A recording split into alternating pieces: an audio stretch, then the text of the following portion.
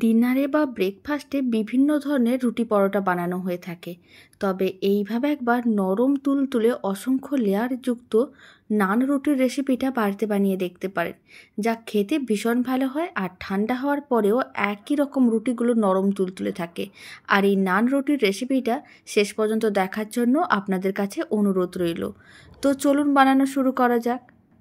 প্রথমে একটা বড় সাইজের মিক্সিং বোল নিতে হবে। তার মধ্যে দিতে হবে মেজারিং কাপের 2 কাপের মতন ময়দা। আপনারা চাইলে আটাও নিতে পারেন।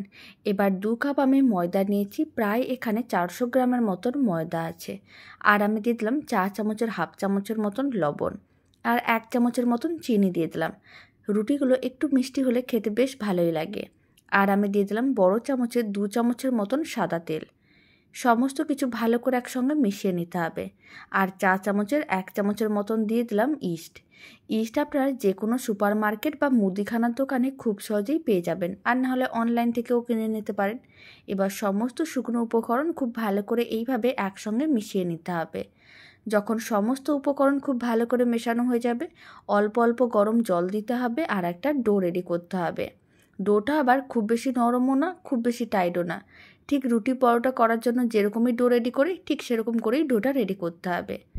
আর গরম জল দিয়ে ডোটা বানালে রুটি কিন্তু খেতে অনেক বেশি ভালো হয় আর অনেক বেশি নরম তুলতুলে হয়। খুব ভালো করে ডোটাকে মেখে নিয়েছিলাম। এবার ঢাকনা দিয়ে ঢেকে এইভাবে 15-20 মিনিটের মতন রেখে দিতে হবে। তাহলে কি হবে, ডোটা অনেকটা ফুলে উঠবে। 15-20 মিনিট পরেই দেখাচ্ছি। প্রায় 15 মিনিট এইভাবে রেখে দিয়েছিলাম। আপনারা দেখুন ডোটা বেশ ফুলে উঠেছে। হাতে সময় বেশি থাকলে 30 মিনিটও রাখতে পারেন। তারপরে ডোটাকে আর একবার ভালো করে মেখে নিতে হবে। আর ভালো করে ডোটাকে একবার মেখে নেওয়ার পরে তারপরে কিন্তু মিডিয়াম সাইজের লেচি কেটে নিতে হবে। আপনারা যদি রুটিগুলোকে বড় করে বানাতে চান তাহলে বড় করে লেচি কাটতে হবে, ছোট করে বানাতে চাইলে ছোট করেই কাটতে হবে। এখানে আমি যেহেতু মিডিয়াম সাইজের রুটিগুলো বানাবো, তাই আমি একটু মিডিয়াম সাইজের লেচিগুলো কেটে নিচ্ছি। আর একটু লেয়ারটা বেশি করে দেওয়ার জন্য লেচিটা ঠিক এরকমই সাইজেরই কেটে নিতে হবে। তারপরে একটা করে লেচি নিতে হবে আর এরকমই কিচেন স্ল্যাবের উপরে গোল করে চ্যাপটা করে নিতে হবে। তারপর অল্প করে শুকনো একটু ময়দা ছড়িয়ে ভালো করে লেচিটার মধ্যে কোট করে নিতে হবে আর এরকমই ভালো করে বেলে নিতে হবে। প্রথমে কিন্তু একটু মোটা করে বেলতে হবে, খুব বেশি পাতলা করে বেলার দরকার নেই। ঠিক এরকমই একটু মোটা করে বেলে নেওয়ার পরে অল্প করে তেল ছড়িয়ে দিতে হবে। আর তেলটা দেওয়ার পরে ভালো করে চারিদিকে ছড়িয়ে দিতে হবে। আর তেল ছড়িয়ে নেওয়ার পরে অল্প করে আবারও ময়দা ছড়িয়ে দিতে হবে। তাহলে কি হবে, অনেকগুলো লেয়ার হবে আর রুটিটা কিন্তু দেখতেও ভালো লাগবে, খেতেও ভালো লাগবে। আর মাঝখান দিয়ে এইভাবে কিন্তু অল্প করে কেটে নিতে হবে। তারপরে এইভাবে রোল করে নিতে হবে। আর রোল অংশটাকে আবারও একটু প্রেস করে চ্যাপটা করে লেচিটা রেডি করতে হবে। এতে অনেক লেয়ার হবে, খেতে অনেক বেশি ভালো লাগবে আর রুটিটা অনেক বেশি নরম তুলতুলে হবে। বাড়িতে এইভাবে একবার নান রুটির রেসিপি বানিয়ে দেখতে পারেন। আশা করি আপনাদেরও খুবই ভালো লাগবে। তারপরে এইভাবে রুটিটাকে বেলে নিতে হবে। সমস্ত নান রুটিগুলোকে একইভাবে বেলে নিয়েছি। এবার একটা নান রুটি ভেজে দেখিয়ে দেবো। তার জন্য একটা নান রুটিকে আমি তাওয়ার মধ্যে দিয়ে দিলাম।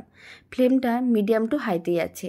এবার উল্টে পাল্টে বেশ লাল লাল করে ভেজে নিতে হবে। এখানে আমি হালকা লাল করে নান রুটিটাকে ভেজে নিচ্ছি, এতে দেখতে বেশ ভালো লাগে আর খেতেও ভালো লাগে। আর যদি আপনারা একটু সাদা করে নান রুটিটা বানাতে চান তাহলে ফ্লেমটা মিডিয়ামেই রাখতে হবে। যখন দুদিকই এরকমই লাল হয়ে যাবে তারপরে নান রুটিটা তুলে নিতে হবে। আর সমস্তগুলো একইভাবে ভেজে নিতে হবে। আর নান রুটিটা যাতে খেতে ভালো লাগে তার জন্য একটু বাটার নিয়েছি। বাটারটা দিয়ে এইভাবে ভালো করে চারিদিকে ছড়িয়ে নিতে হবে যখন রুটিগুলো গরম থাকবে। তারপরে দুটো রুটিকে একসঙ্গে নিয়ে এইভাবে ভালো করে বাটারটা ঘষে নিতে হবে। এতে নান রুটি দেখতে যেমন ভালো লাগবে, খেতে তো অনেক বেশি ভালো লাগবে। কতটা নরম তুলতুলে হয়েছে দেখেও বোঝা যাচ্ছে।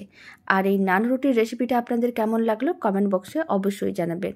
আর এই রেসিপিটি ভালো লেগে থাকলে আপনারা যদি ফেসবুক থেকে রেসিপিটা দেখছেন পেজটিকে ফলো করে নেওয়ার অনুরোধ রইল। ইউটিউব থেকে দেখলে চ্যানেলটি সাবস্ক্রাইব করে নেওয়ার অনুরোধ রইল।